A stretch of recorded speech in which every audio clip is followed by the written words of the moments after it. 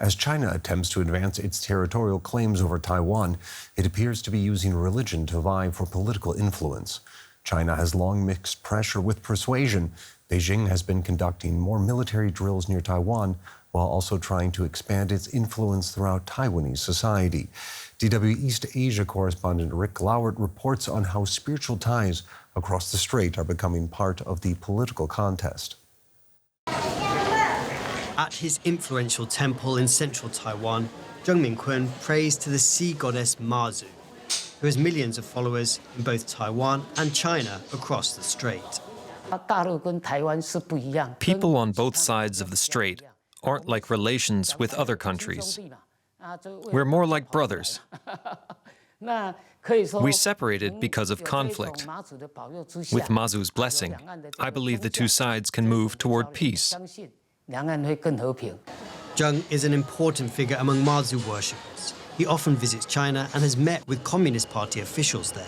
Zheng's approach fits with that of Taiwan's opposition party, with which he has links. It's one side of the debate in Taiwan about whether engaging with China reduces or increases risks. His position is seen by some as offering an opening for Chinese infiltration. Taiwan's temples aren't just sacred spaces, they're also social networks, and that makes them very interesting to the Chinese Communist Party as it looks to influence Taiwanese public opinion. Chinese military drills around Taiwan are just the most obvious aspect of its effort to pressure the democratic island into accepting Beijing's claim of sovereignty. And Taiwan is doing what it can to put up a defense against those military threats.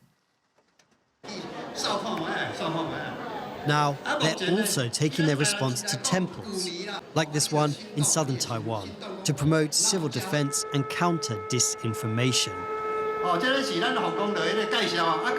There are many types of infiltration methods they are using to conduct this infiltration and to, infiltrate the society. So that's a threat we are facing nowadays, and almost on a daily basis. So what we need to do is, having this conversation with the religious leaders, and also having these events located into the most grassroots base of the society is actually also a way to push back this type of infiltration. For many worshippers, the growing political attention on temples is an uncomfortable reminder that China's claims over Taiwan are reaching into every part of daily life. How could anyone use religion as a tool? I was quite surprised because faith usually comes from a good place. It shouldn't be dragged into politics. Religion should be used to maintain peace, not for political attacks. I feel that religion is just religion. It shouldn't be a political tool. Mazu is a goddess of the sea and of peace, worshipped by generations who crossed the waters between China and Taiwan in both directions, swapping trade and culture. The strait that once linked them now increasingly divides them, and this goddess of the sea is caught in between. Now, that was, of course, DW's Rick Glauert who filed that report, and he joins us now from Taipei. So, Rick, here in Germany, many religious communities are losing members daily, but it seems like traditional temples still play a large role in daily life in Taiwan. Yes, temples here are a really big part of life here in Taiwan. People worshipping Buddhism, Taoism, and those local folk religions like you saw in the piece. In some places in Taiwan, there is literally a temple on every corner, and quite a famous statistic in Taiwan is that there are more temples than there are convenience stores. So they're a really important part of daily life. It's not just where people go to worship, but people meet there, they gather there, whether that's local politicians, local business people, civic groups, charities. So they're really important community hubs, and they also play a role in coordinating responses to disasters. I've seen temples being used when Taiwan's been hit by earthquakes or typhoons to distribute resources. And in fact, one of the temples we visited for that piece has an air raid shelter underneath the temple. So how exactly does religious belief fit in with Beijing's broader strategy to bring Taiwan back into its political fold?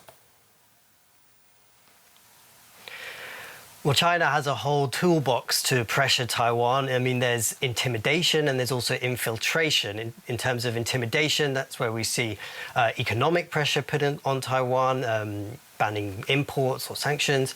We also see diplomatic, political pressure, doesn't let Taiwan have a voice on the world stage. And of course, that military pressure, we see all those drills around Taiwan by the Chinese military. But there's also infiltration. China in the last couple of years has really ramped up its espionage tactics against Taiwan, trying to infiltrate the military and also the security agencies. But that infiltration also goes to kind of grassroots level. There's a whole department in China called the United Front Work Department, and they're really trying to shape conversations from a grassroots level, pushing Beijing's narrative. So on a simple level, that could be pushing that Taiwan is part of China, but also trying to spread discourse, whether that's making people believe less in Taiwan's functioning democracy, or whether it's putting people off the ruling party, the Democratic Progressive Party, who favor, closer ties with other places, with the US, and doesn't favor uniting with Beijing. All right, I'm afraid we have to leave it there. That was DW's East Asia correspondent Rick Glauert. Thank you very much for your reporting.